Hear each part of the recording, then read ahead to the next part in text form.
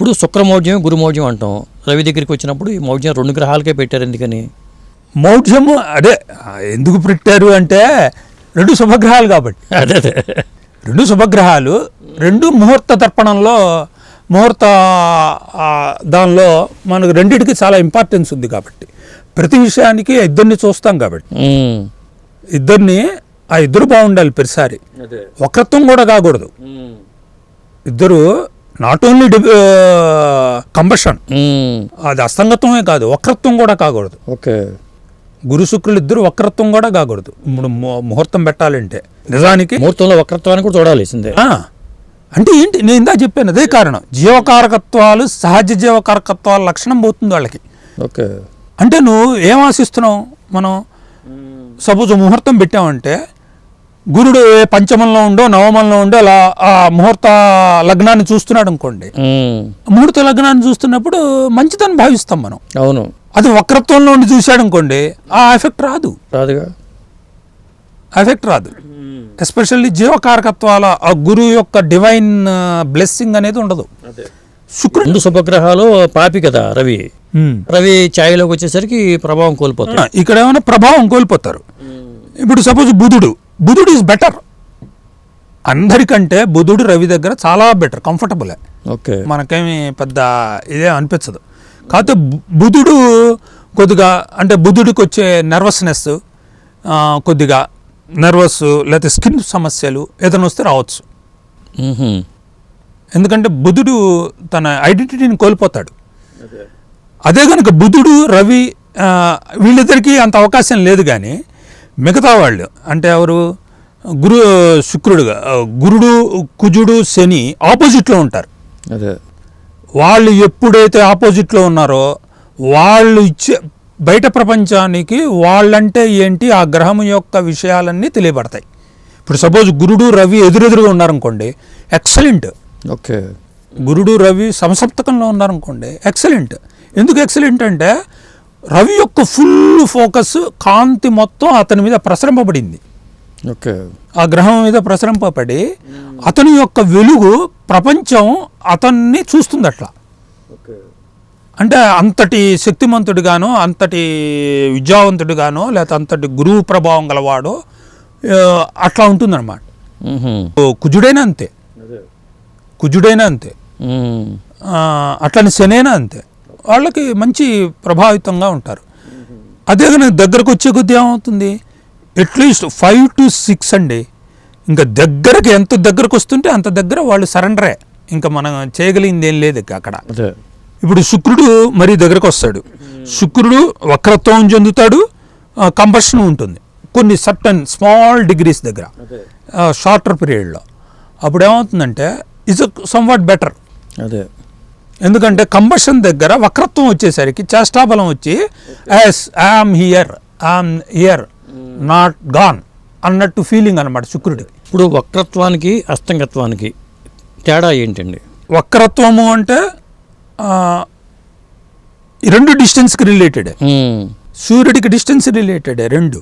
Okay. ఇది ఈ వక్రత్వం అంటే ఎక్కువ డిగ్రీలు,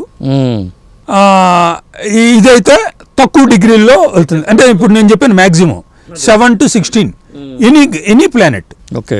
ఎనీ ప్లానెట్ ఆ రేంజ్లో మ్యాక్సిమం 16 రేంజ్లోకి వచ్చినప్పుడు, మ్యాక్సిమం 7 రేంజ్లోకి వచ్చినప్పుడు ఉంటుంది. అంతకుమించి 20 డిగ్రీస్కి వెళ్తే ఇంకా అస్తంగత్వం అనేది ఏమీ లేదు. ఓకే. ఇది వేరు. ఇదేమవుతుంది ఇంకాస్త ఎక్కువ, 47 డిగ్రీస్ వరకు, 25 to 47 డిగ్రీస్ వరకు శుక్రుడు రెట్రోగ్రేడ్ అవుతాడు. మేబీ బుధుడు కొద్దిగా 30 రేంజ్లో అవుతాడు, 30. ఇంకా శని గురుడు అయితే ఆల్మోస్ట్ సూర్యుడి నుంచి 5th రాశి దగ్గర నుంచి 9th రాశి వరకు ఆ రేంజ్లోనే ఉంటుంది. అంటే ఎంత అవుతుంది, అరౌండ్ 1, 2, 3, 4 120 డిగ్రీస్ అబోవ్. ఓకే. ఆ రేంజ్లోనే అవుతుంది. అంటే వాళ్ళు దగ్గర రారు. అంటే అస్తమయం చెంది వక్రత్వం అయ్యే గ్రహాల్లో గురుడు ఉండడు, శని ఉండడు, కుజుడు ఉండడు. 5 గ్రహాల్లో గురుడు ఉండడు, గురుడు ఉండడు, ఇతను ఉండడు. ఇంకా ఎవరు ఉంటారు అంటే దగ్గరలో ఉన్న వాళ్ళు వీళ్ళిద్దరు ఉంటారు. ఓకే. ఈ బుధ శుక్రులు అస్తంగత్వం అయ్యి వక్రత్వం కొద్ది కాలం పాటు, వెరీ షార్ట్ పీరియడ్. ఓకే. సందర్భాలు వీళ్ళు ఉంటాయి. ఇప్పుడు ఈ బుధ శుక్రులు బుధుడికి అసలు అస్తంగత్వ దోషం లేదని ప్రతీతి చెప్తారు. అవును. ఎందుకంటే ఫ్రీక్వెంట్గా వెళ్ళిపోతుంటాడు దగ్గరికి. అందుకని రవి కూడా బుధుడిని మిత్రుడిగానే చూసే ఇది ఉంటుంది కానీ శత్రువుగా చూడ. రవి శుక్రులకు పడదు కానీ రవి బుధులుగానే ఉంటుంది వ్యవహారం. అవును. కనుక అతనికి అస్తంగత్వ దోషం లేదు. ఓకే, అస్తంగత్వ దోషం లేదు. కానీ ఏ ప్లానెట్ అయినా దగ్గరగా వచ్చినప్పుడు గురువు కాంతికి ఎవరు నిలబడడు. రవికాంతికి సూర్యకాంతికి ఎవరు నిలబడలేదు, ప్రభావితం కారు.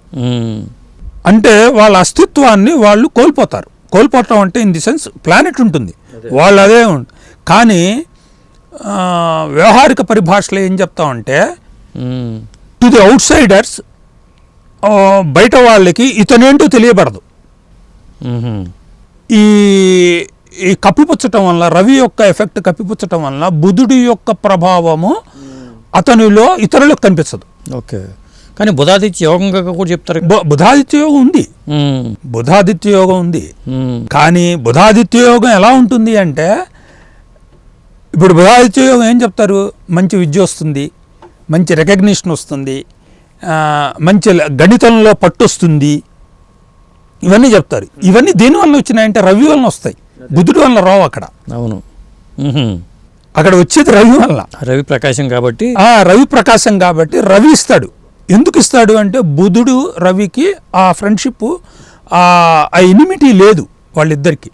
వాళ్ళిద్దరు వస్తారు, వచ్చినప్పుడు వాళ్ళిద్దరు కలిసి ఉండటం వలన వచ్చే ప్రభావం బుధుడి వలన రాదు, రవి వలన వస్తుంది. రవి ఇస్తాడు. మంచి స్థానాల్లో ఉంటే రవి వాళ్ళకి మంచి రికగ్నిషను, ఇంకా ఏమైనా చెప్పుకోవచ్చు మనం. It's a very excellent yoga. మనకు యోగాల్లో అదొక మంచి యోగం. అవును.